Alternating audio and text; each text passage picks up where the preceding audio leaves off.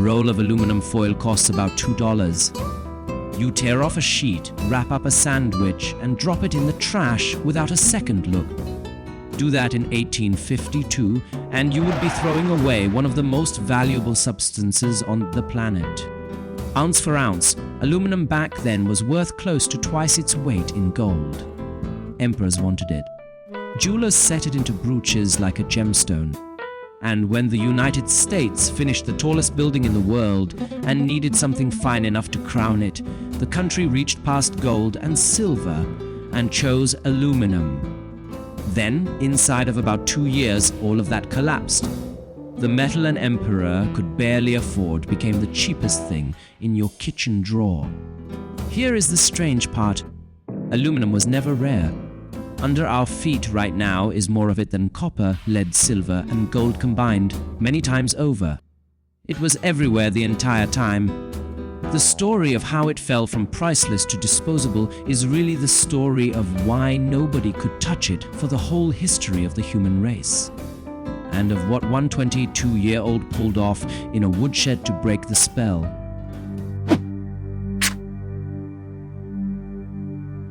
Go outside and pick up a handful of dirt. Somewhere between 1/12 and 1/10 of the weight in your hand is aluminum. It is the most common metal in the Earth's crust and the third most common element of any kind behind only oxygen and the silicon in sand.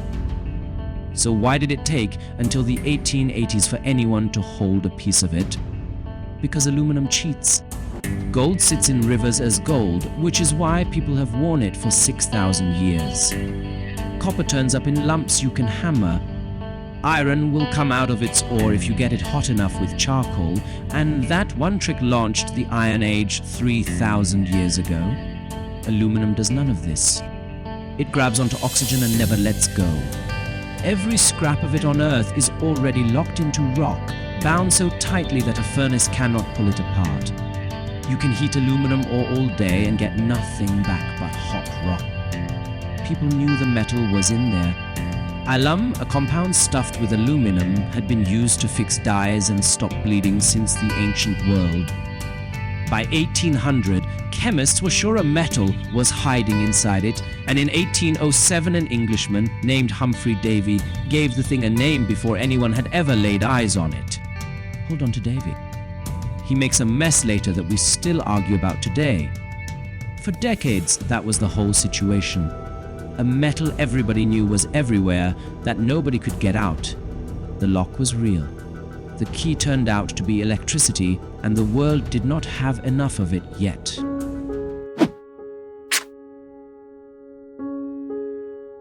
The first specs came in the 1820s and 1830s.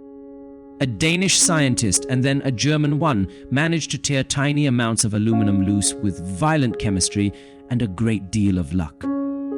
What they got was closer to grey powder than to metal, and there was almost none of it, which is the exact thing that made it precious. A substance that is useless and impossible to get is worth nothing. A substance that is beautiful, feather-light, silver-bright, refuses to tarnish, and is nearly impossible to get is worth a fortune. Aluminum was the second kind. In 1850, it sold for around $4 an ounce. Gold that year went for about 19. A bar of aluminum was worth close to 2 bars of gold, and it went into the only things that could justify the price. Jewelry, medals, the vanity of the rich. The most powerful fan of the new metal was the Emperor of France.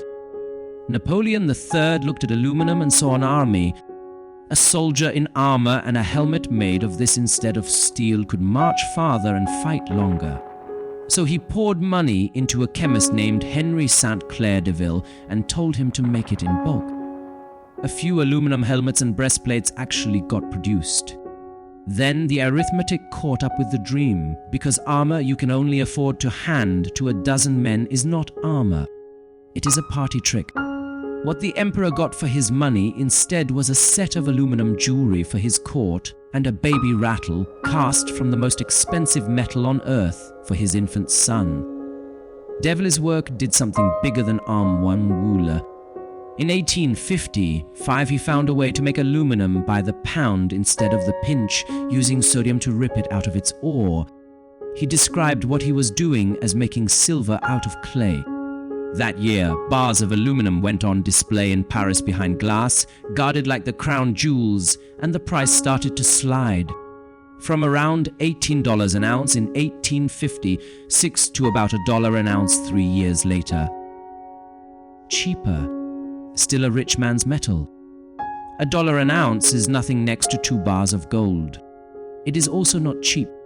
And 30 years later, with the price still sitting about there, the United States was about to bolt a lump of this stuff to the top of the tallest thing people had ever built.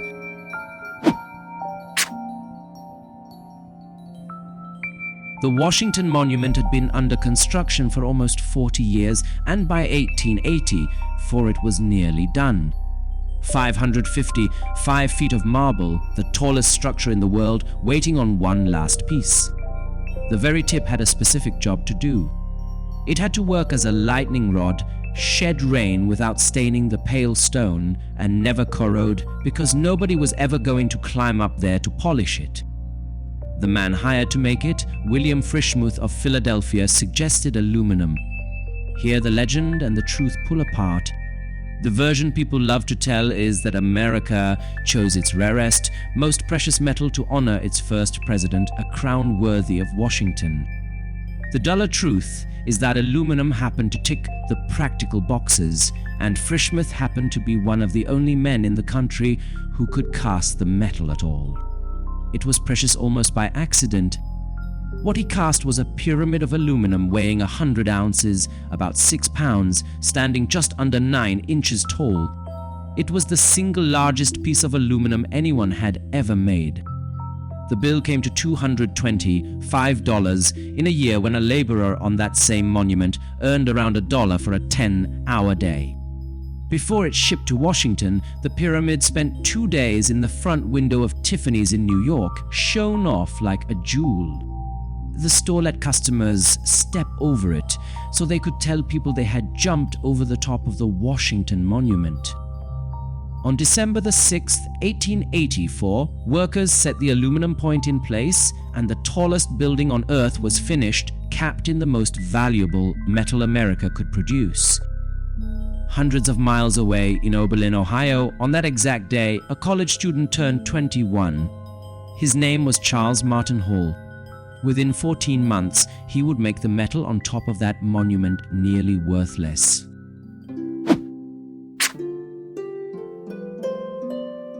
Hall got the idea from a lecture. His chemistry professor at Oberlin, a man named Frank Jewett, held up a small sample of aluminum in class and told the room that whoever found a cheap way to make it would get rich and do the world an enormous favor. Hall reportedly walked out and told a classmate, "I am going for that metal." He was not being dramatic. He spent the next several years chasing it. His laboratory was a woodshed behind the family house.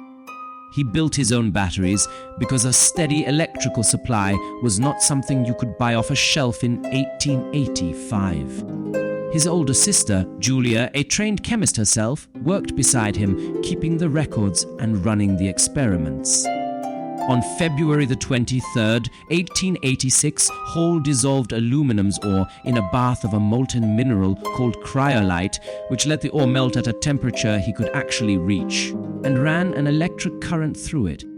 When the bath cooled, small silver buttons of pure aluminum sat at the bottom of the dish. Electricity had done in an afternoon what fire could not do in 3,000 years. And then the story does the thing that almost never happens in the history of invention.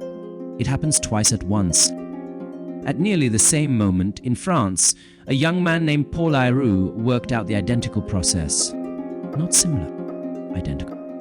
Dissolve the ore in cryolite, run current through it, collect the metal at the bottom. Ayroux was the same age as Hall, born the same year, 1863. Both of them, as teenagers, had read the same book by that same Frenchman Deville and caught the same obsession off the page.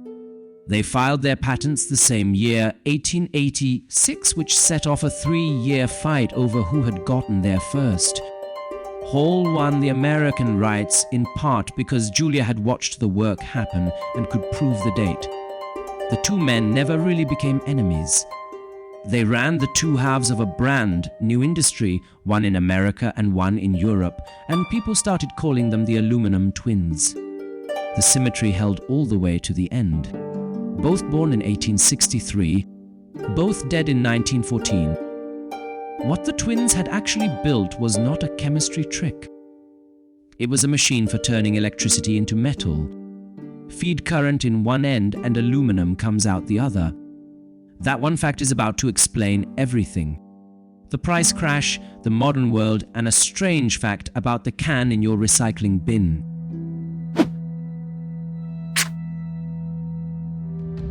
The collapse came fast. In 1852, aluminum cost $545 a pound.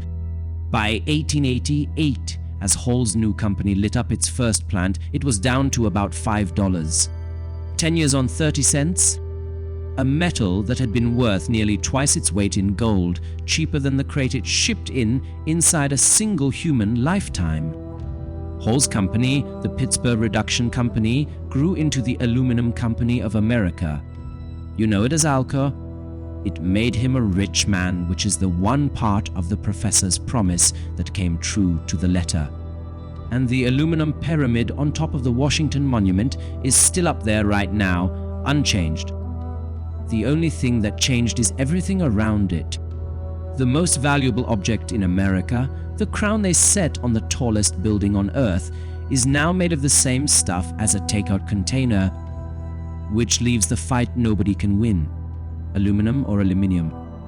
Blame Humphrey Davy, the man who named the metal before anyone had seen it. Davy could not make up his mind. He first called it alumium. Then he switched to aluminum. Then, pushed by other British scientists who wanted it to sound like sodium and potassium and the rest of the EMM elements, the spelling drifted once more to aluminium. 3 names from one man inside a few years.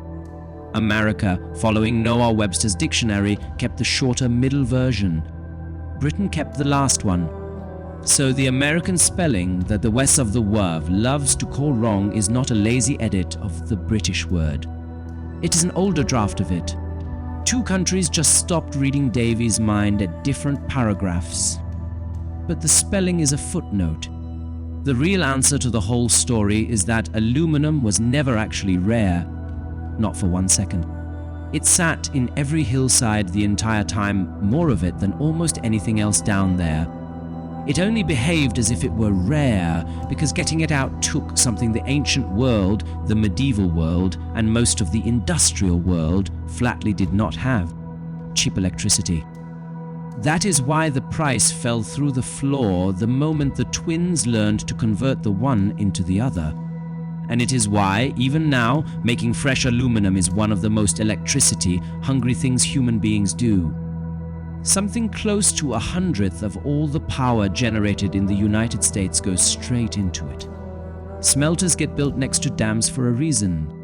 Every sheet of foil, every can, every airplane is in a real sense a block of stored electricity.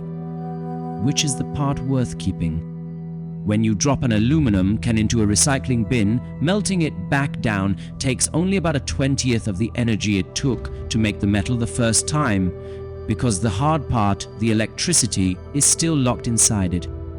The Romans had this metal in the walls and the clay all around them, worth more than their coins, and never knew it was there. We wrap our leftovers in it and throw it out.